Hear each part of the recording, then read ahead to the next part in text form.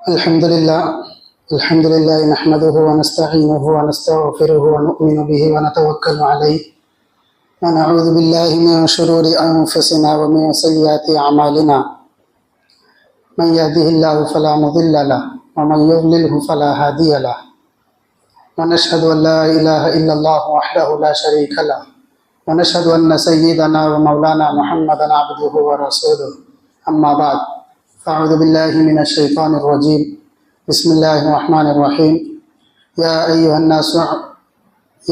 الناس إنا خلقناكم من ذكر وأنثى وجعلناكم شعوبا وقبائل لتعارفوا صدق الله العظيم. وقال النبي صلى الله عليه وسلم يا معاذ ما خلق الله شيئا على وجه الأرض أحب إليه من العتاق أو كما قال عليه الصلاة والسلام. میرے انتہائی قابل احترام دوستوں، بزرگوں، عزیزوں،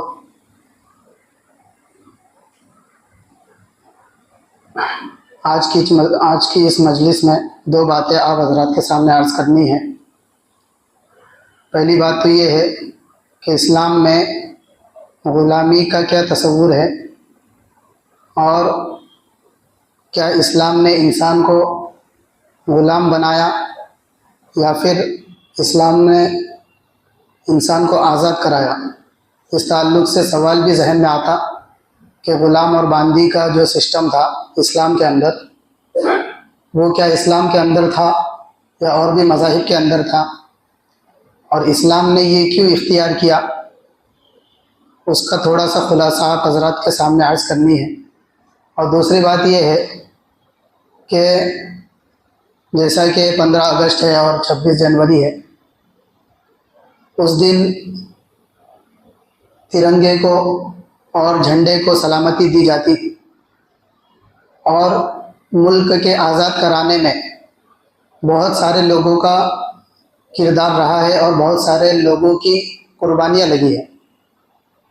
لیکن ہماری کوتاہی یہ ہوئی کہ ہمارے اسکولوں میں، ہمارے کالجز میں اور ہمارے مدرسوں میں، ہمارے مکاتب میں، مسلمانوں کے اداروں میں ملک کے آزاد کرانے میں مسلمانوں کا کیا کردار رہا، اس کو بیان نہیں کیا گیا، اور اس کو بیان کرنے کا اہتمام نہیں کیا گیا، جس کی وجہ سے آج اگر کسی بچے کو، بلکہ اسکول میں پڑھانے والے ہسٹری ٹیچروں کو اگر یہ پوچھا جائے کہ بھائی سبھاش چندر بوس کون تھے، لال بہادر شاستری کون تھے، اور بھگت سنگھ کون تھے، تو وہ فوراً یوں کہتے ہیں کہ بھائی فریڈم فائٹرز تھے.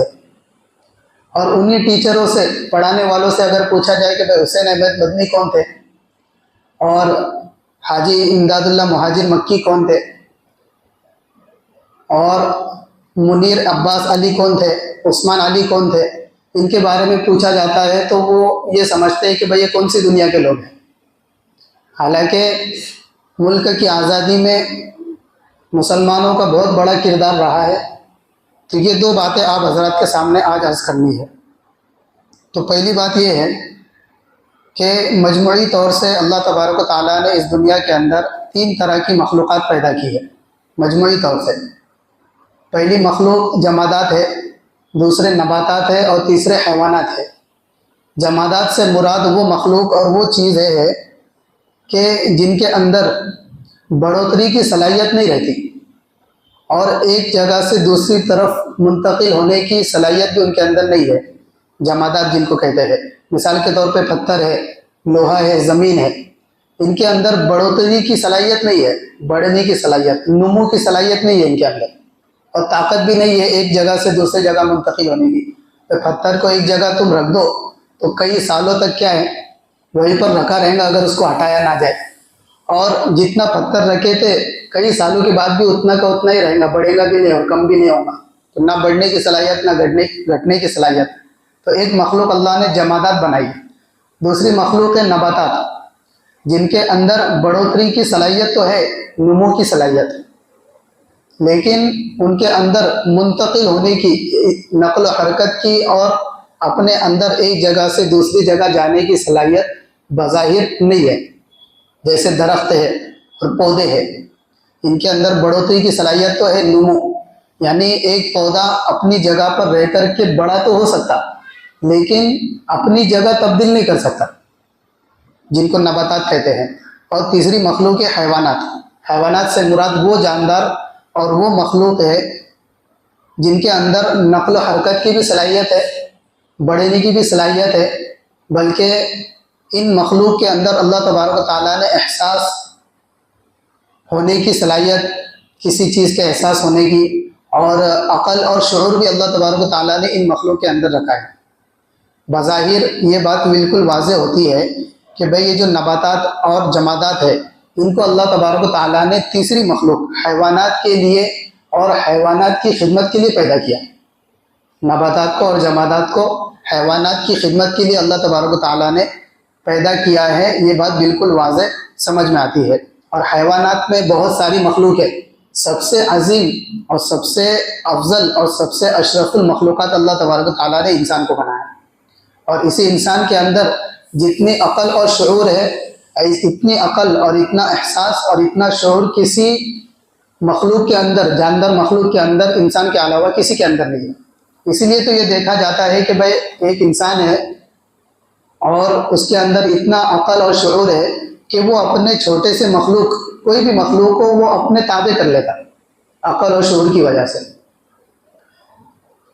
تو یہ بات سمجھنے کی ہے کہ اللہ تبارک و تعالیٰ نے ہر انسان کو آزاد پیدا کیا، فطری طور پر انسان کے اندر آزادی ہے۔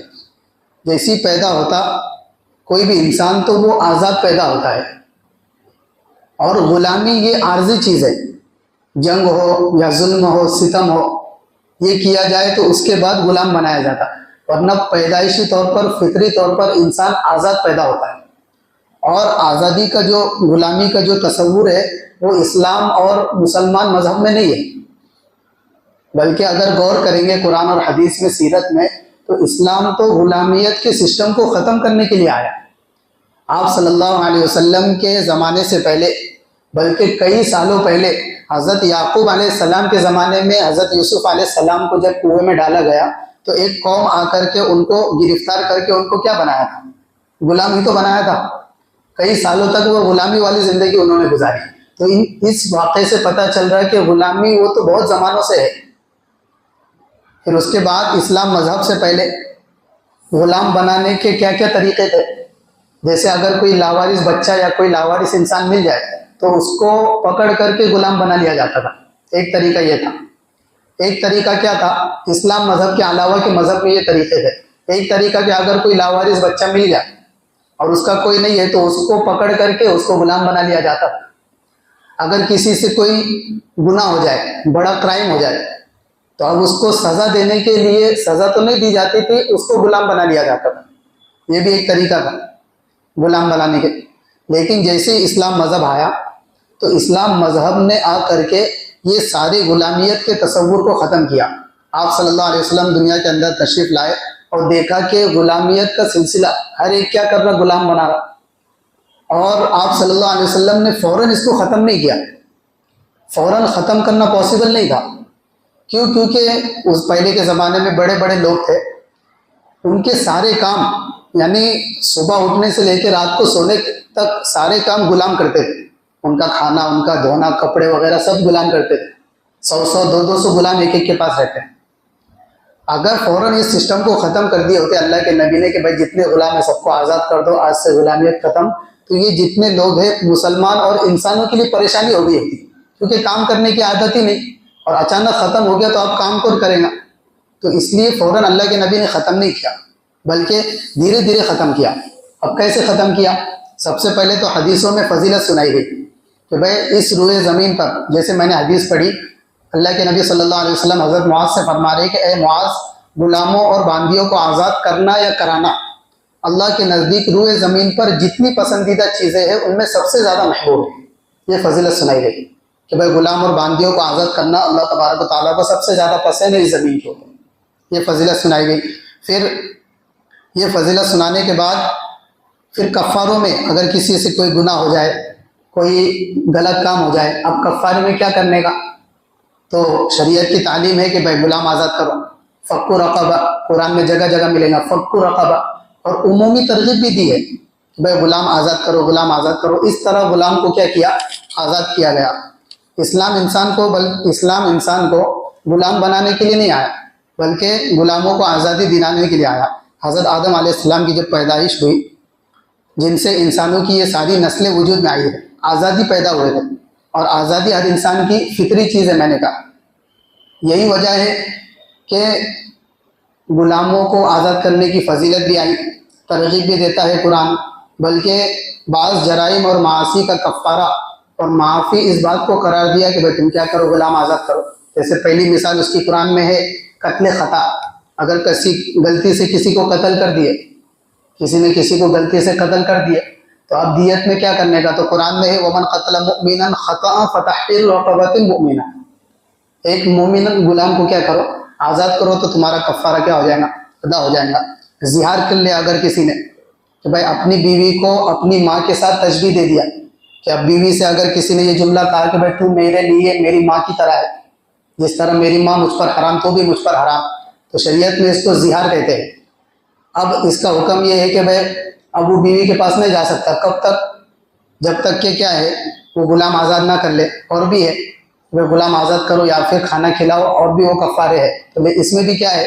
غلام آزاد کرو۔ اس طرح کیا ہے شریعت نے تعلیم دی۔ پھر تیسرا قسم کھا لیا اگر کسی نے اللہ کی قسم کھایا کہ یہ کام نہیں کروں گا اور کر لیا، تو اب کیا کرنے کا؟ تو فرمایا شریعت نے کہ بھائی غلام آزاد کرو۔ اگر غلام آزاد نہیں کر سکتے تو پھر کپڑے 10 لوگوں کو کپڑے پہناؤ درمیانی قسم کے، کھانا کھلاؤ، اور بھی کفارے، روزے رکھو، تو غلام آزاد کرنے کے۔ پھر عمومی ترغیب بھی دی، جس نے غلام آزاد کیا دنیا کے اندر اللہ تبارک و تعالیٰ قیامت میں اس کو جنت میں داخل کریں گے۔ ایسی فضیلتیں بھی بہت ساری حدیث میں آئی۔ یہی وجہ ہے کہ صحابہ نے کثرت سے پھر غلاموں کو آزاد کیا۔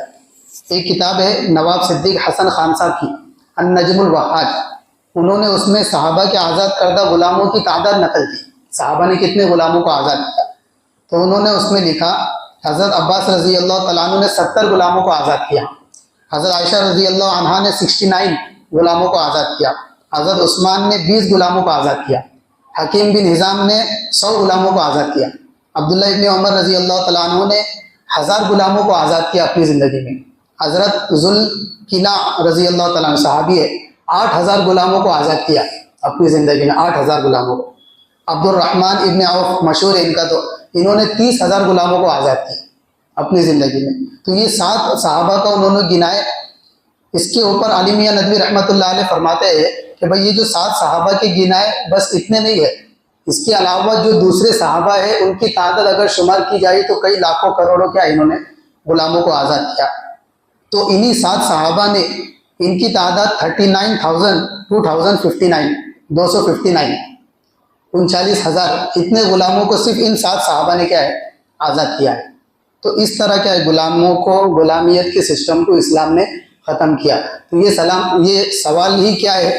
بالکل بیکار ہے کہ بھائی اسلام تو غلام بناتا، باندی بناتا اور ان کے ساتھ ایسا کرنے کا ویسا کرنے کا، بلکہ حقوق بھی بیان کیے کہ بھائی تم جو کھا رہے وہی اپنے غلام کو کھلاؤ، تم جو پہنتے ہو وہی اپنے غلاموں کو پہناؤ۔ اس طرح کیا کرتے؟ پھر غلاموں کو بھی اپنے آپ سے آزادی کا حق دیا کہ بھائی اگر کوئی غلام ہے، اس نے اپنے آقا کو کہا کہ میں تم کو اتنے کما کے دیتا، جس کو مکاتبت کہتے ہیں، میں تم کو اتنے کما کے دوں گا اور تمہیں آزاد ہو جاؤں گا۔ یا پھر آقا کہتا ہے غلام سے کہ بھائی تو مجھے اتنے پیسے کما کر کے دے، تو آزاد۔ یا پھر مدبر جس کو کہتے ہیں کہ بھائی آقا نے اپنے غلام کو کہا کہ میرے مرنے کے بعد تو آزاد، تو جب تک یہ زندہ رہے گا آقا، جب تک وہ غلام اس کا رہے گا، جیسے ہی آقا انتقال ہوگا تو وہ غلام آٹومیٹک آزاد ہو جائے گا۔ یہ نہیں کہ بھائی اب اس کی وراثت میں جائے گا، وہ غلام آٹومیٹک کیا ہو جائے گا؟ آزاد ہو جائے گا۔ تو اس طرح غلامیت کی سسٹم کو اسلام نے تو ختم کیا، ورنہ پہلے زمانے میں غلاموں کے ساتھ بہت برا سلوک کیا جاتا تھا۔ ان کو ایسا سمجھا جاتا تھا کہ بھئی یہ ہمارے غلام ہیں، نہ ان کو کھانا ڈھنگ کا دیا جاتا، نہ پانی پینے کو ڈھنگ کا، اور جیسے گدھے سے کام کرایا جاتا ہے ویسا ان کے ساتھ کام کرایا جاتا تھا۔ تو اسلام نے آ کر کے ان کے ظلم اور ستم کو کم کرا، بلکہ ان کو بدر درجے ہمارے حساب کے بھائی تم جیسا رہے ویسا ان کو رکھو، تب جا کر کے تم کو رکھنے کا حق ہے، ورنہ پھر کیا کرو؟ آزاد کرو۔